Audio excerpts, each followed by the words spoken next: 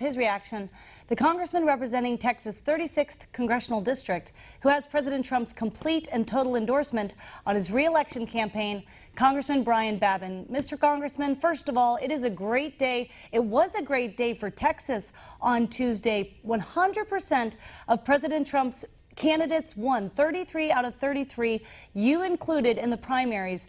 There's a big red wave growing, and you've got Democrats, Republicans, independents that are ready to fire the Democrats.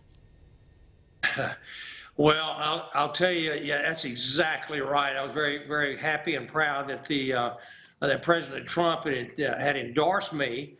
And we really, really are so lacking in leadership in our country today. And you didn't need to go any further with any further inquiry than just watching the State of the Union last night to know just how out of touch this president and his administration are.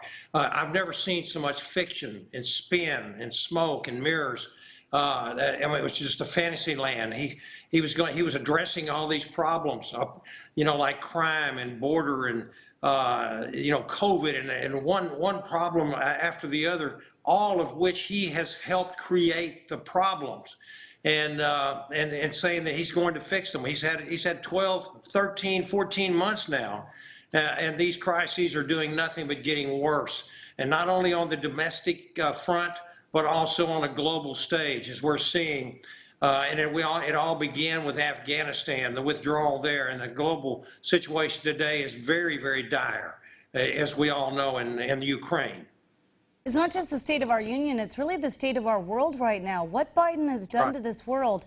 And it was so weird to actually watch the State of the Union where people weren't actually engaged. When President Trump had his State of the Union addresses, in the audience, there were people that would represent policies, people that you'd put faces to it. What was Biden going to do? Bring the Gold Star families of the 13 service members killed in Afghanistan? There are no people to show to brag about your policies, but there are certainly people that have suffered the effects of your policies, but Biden doesn't want anyone to meet them.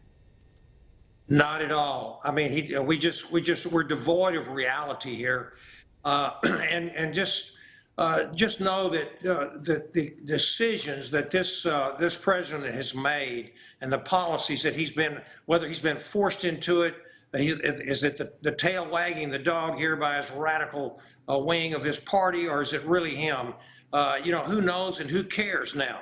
We've got people dying on our borders. We've got thousands of people dying over in the Ukraine. We had 13 dead U.S. military folks from the inept and incompetent withdrawal from Afghanistan. We've got the worst inflation we've seen in 41 years. We've got gas prices up at $3.57 national average. Just a year and a few months ago, it was less than $2.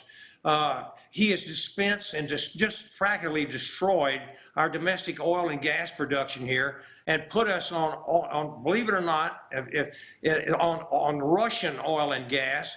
We are spending up to $50 million a day on Russian oil and gas, which is helping Putin finance his invasion of Ukraine. And when all we need to do, we don't need to go to Saudi Arabia or Russia, for goodness sakes, and ask for up their production. All we need to do is get Texas, Louisiana, Pennsylvania, Oklahoma, the oil-producing states of America, to start producing oil. The biggest goal he should have now is to put the United States of America at the #1 superpower of energy production in the world again today, like we were just a year ago. And again, it was just the worst State of the Union address that I believe I've ever seen, the weakest, the most just detached from reality that I think I've ever seen in my life.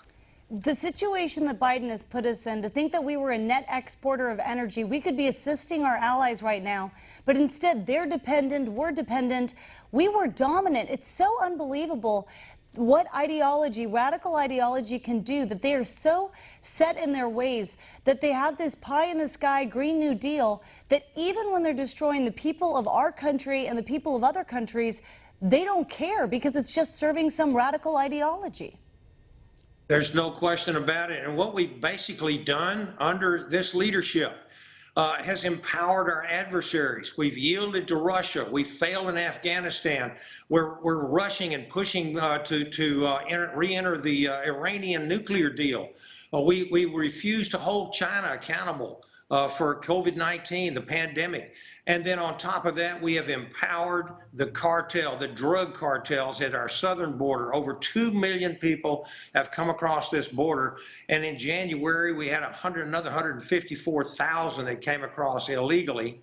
And, you know, the biggest reason for the loss of life of people 18 to 45 now is drug overdoses. And those drugs primarily are coming across the southern border, and primarily it's fentanyl and other narcotics.